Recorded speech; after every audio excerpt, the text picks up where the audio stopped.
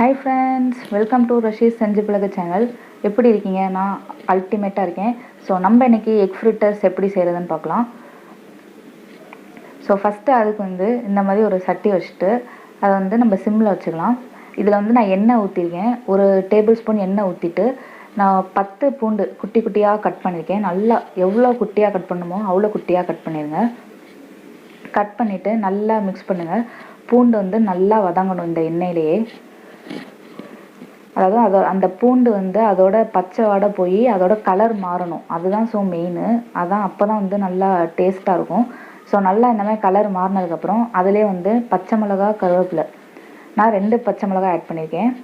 நீங்கள் 2 to 3 எவ்வளோ நாளும் ஆட் பண்ணிக்கலாம். நீங்கள் எவ்வளோ காரம் சாப்பிடுவீங்களோ அதுக்கேற்ற மாதிரி. ஓகே, ஸோ ஆட் பண்ணிட்டு அதையும் நல்லா மிக்ஸ் பண்ணிவிட்டு நான் போன வீடியோவில் உங்களுக்கு எக் 65 எப்படி செய்கிறது அப்படின்னு சொல்லியிருந்தேன். அதை பார்க்கலன்னா டிஸ்கிரிப்ஷனில் லிங்க் கொடுத்துருக்கேன், அதை போய் பாருங்கள்.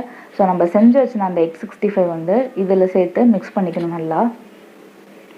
இது ஆல்ரெடி எக் 65 ஃப்ரை பண்ணனால நம்ம ரொம்பவும் வச்சுருக்கக்கூடாது, அதோட டேஸ்ட்டு மாறிடும்.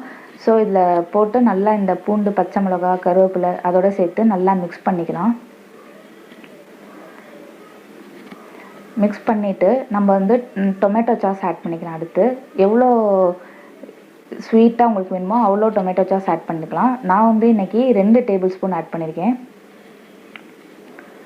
ஓகே, ஸோ ஆட் பண்ணிட்டு இதே நல்லா மிக்ஸ் பண்ணிக்கணும். அந்த எக் 65ஓட நல்லா அது நல்லா அதோட மிக்ஸ் ஆகணும். அப்போ தான் அந்த ஃப்ரிட்டர்ஸோட டேஸ்ட் நமக்கு அப்படியே கிடைக்கும்.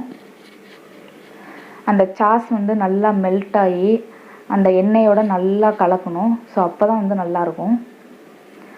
பாருங்கள், மேலே தான் ஒட்டி இருக்க சாஸ், அப்படி தான் இல்லாமல் நல்லா கரெக்டான பதத்தில் இருக்கணும் எல்லாமே. ஓகே, ரொம்பவே ஈஸியான டிஷ் இது. அவ்வளோதான், நம்மளோட எக் ஃப்ரிட்டர்ஸ் ரெடி ஆயிடுச்சு. இந்த டிஷ் நீங்களும் ட்ரை பண்ணி பாருங்கள், உங்களுக்கும் ரொம்பவே பிடிக்கும்.